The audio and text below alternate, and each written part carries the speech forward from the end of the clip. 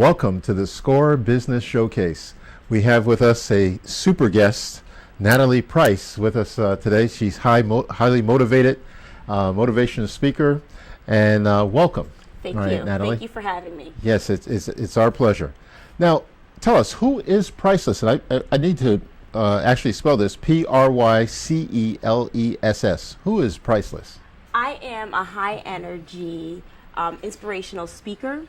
I motivate business owners to take control of their business model strategies by using value-centric techniques and tools, and also empowering them to use tools online to protect their online and offline brands. Oh, fantastic, fantastic.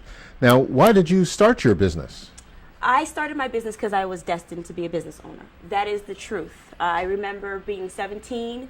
I remember getting something in the mail saying that you can make a certain amount of money by stuffing envelopes. I know you cannot make money by stuffing envelopes, but there was something bigger behind that. It was the amount of money people were making. And it just made me look into entrepreneurship. How can I build and grow? And it's a journey that I've been on since then. I didn't know in what capacity I would be an entrepreneur. I just knew that it was something, a leadership quality that I did have. Yes. Well, you know, I've followed motivational speakers for a while. My favorite motivational speaker and personal development speaker actually is known as the father of personal development, and that is Jim Rohn. Yes. Unfortunately, he has passed away, but we've had personal contact with him. Nice. Matter of fact, back in the, I believe it was '83, we put on the one of his programs. It was a 2-day workshop right at the Park Plaza Hotel in New Haven, which is now the Omni. The Omni now, All right, yes. so we miss him. He's fantastic. Matter of fact, he's the one that trained Tony Robbins. Nice. Yes, indeed. All right. Now, what has been your challenges, Natalie? I like to call my challenges an 80-20 split. I think the 80% are the things that we can learn in business. We can learn how to do our finances. We can learn how to write a business plan, a business model. But the 20% is that personal development that really stops us from being the best or the greatest that we can be in business. For me, it's being able to be held accountable in the personal development area and to focus on the issues that need to be taken care of so that I can grow in my business. And I found that in my business, what I found working with other entrepreneurs is that it's that 20%, that personal development, that area of having confidence, believing in yourself, holding yourself accountable, knowing when your ego is in play and when it's not, knowing when to, all of that, we're not taught that. So we don't know when we are self-sabotaging ourselves because of those things. So for me, that has been the biggest challenge, identifying those things that we don't really like about ourselves, but we need to change. And the change part is the hardest. Now, are you a sole proprietor, or do you have a partner in your business? I'm a sole proprietor. Okay. Now, Yes. do you meet with other entrepreneurs and maybe monthly or anything Most of that of nature? my clientele is entrepreneurs and professionals that want to rebrand themselves. A lot of older people losing jobs now, and they need to find the value that they present to an employer. Not only do they need to find that value, but they also need to feel like they have value, or they're confident to be employed again. Just imagine working somewhere 20, 30 years and then you get laid off. It's a big hit. So you have to build people back up to what they already have. I believe that we all start in greatness. We just got to find it again, you know? Yes. So that's what I find that I've been working with a lot of those kind of clients. Now, you bring a lot of energy to the table. I don't know if it was the coffee you were drinking earlier. No, it's natural. It's natural. It's natural. Well, that's great, because I'm sure that people like to be around you. People like that energy, and I'm very receptive of the energy. So your energy is great, so I'm very receptive of it. I think it's subconscious. I don't even realize it sometimes. Good energy attracts good energy. Exactly. Type Exactly. Thing? Yes, indeed. Yes, indeed. Now, what are your business goals? What is it you're looking forward to? My business goal is to continue to develop passionate entrepreneurs, passionate people about their profession. I feel very good about myself when I know that I'm building people's goals and building them to feel good about themselves. So my goal is to continue that list of people, continue to work there. I'm actually going through a list now saying, who can I reach out to? Who can I help? You know, it's in doing that, really empowering people and becoming the motivational speaker that I am. Inspirational speaker. It's action-oriented is very important too. So yeah, that's my goal. Now, where do you actually do your presentations at? A lot of my work is contract-based, so I get called to do these. So it's wherever I'm asked to go is where I am. Okay, and where's the furthest place you've been so far? The furthest places I've been to do a presentation, probably Orlando. Really? Yes. Right. And how long did you speak there? like an hour or two, but that's okay. I did it, right? Yes, exactly. Just the call was nice. Fantastic. Congratulations on that. Yes, thank you. All right. Are you thinking of any international venues? Listen, I'm open to what the universe has to offer. And if that opportunity presents itself, I will be more than ready for that. Fantastic. Sounds like you're an avid reader also. Yes, I am. What is your favorite books that you I don't have a favorite book.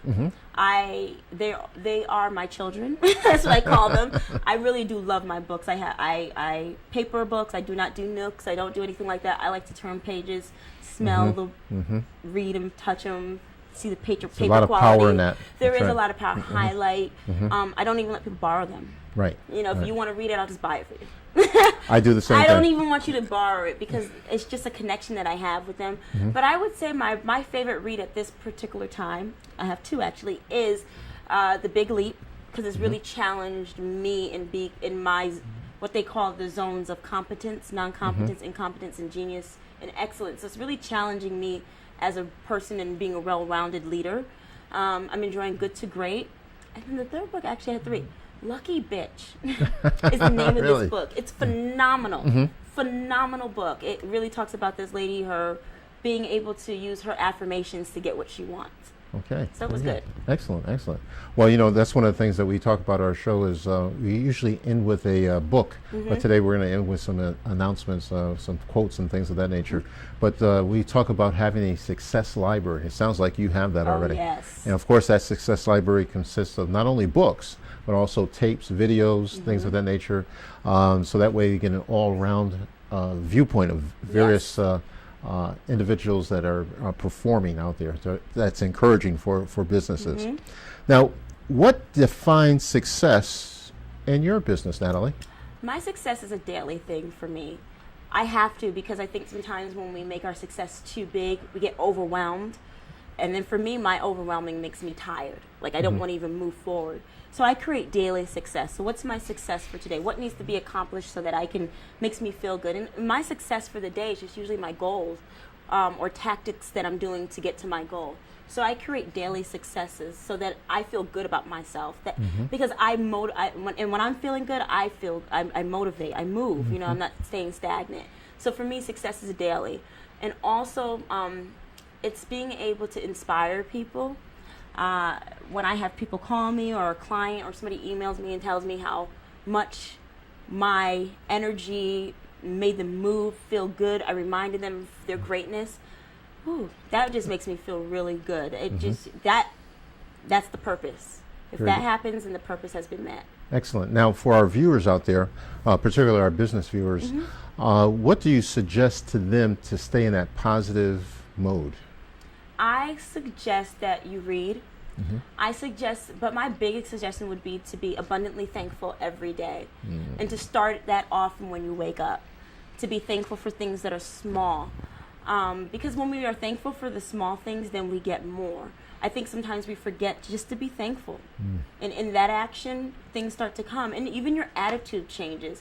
You wake up and you say, thank God for this air that I'm breathing. Thank God that I'm able to go to my kitchen and get something to eat. And then all of a sudden you feel good because you're thankful. And then things start to happen. It's the energy that being thankful opens up. So I know it sounds very but it's simple, but it's not.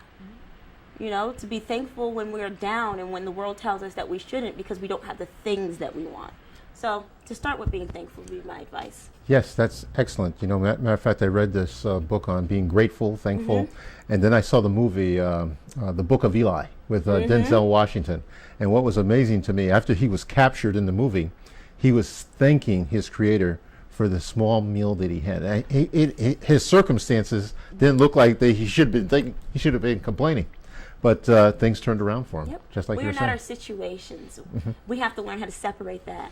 I am Natalie. I am priceless. My situation may not be great at the moment, but it does not define me. And I think that's what people have to remember. Excellent. I think that's good words for our business out there today. Yes. But it's been really interesting. It's high energy. You're giving me a lot of energy over here. It's fantastic. That's why I say people enjoy being around you. Yes. Constantly. Now, as far as the future is concerned, where do you see your business going from here? My business from here, I'm definitely going to be doing more motivational speeches. I am actually working on writing them out right now. I'm going to be reaching out to universities, corporations, and I really want to get into doing speeches, workshops on professional rebranding, things that get me in front of large audiences, because the energy, right? I give energy. It needs to be given. One person, it's great, but if I can give this all to people, I think that I will be doing my job. Now, here. are you connected with other motivational speakers at all? I'm working on that now, you Right. know, and connecting and branching out, and because it's changing my business model. It's readjusting what I was doing previous to this and coming into this now. So all of that is being worked on as we speak. Well, I have a contact for you. I'll take it. Her name is Mickey Williams. Okay. Right. She was originally from Westport, Connecticut. She's a personal development speaker. Okay. Look her up on the internet. I will. But I think you'll enjoy her. Matter of fact, when you talk to her, just let her know that Steve Geyer sent you. All right. definitely will. We connected another gentleman that was in the landscape business several years ago. He sold his business to Green Tree for over $1 million. Nice.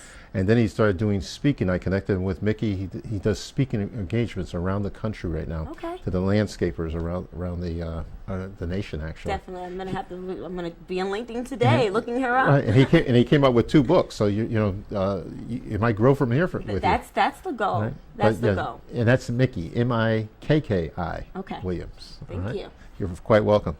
Well, it's been a pleasure. Let me just, as I mentioned, we usually have some things that we want to share with our viewers out there in TV land.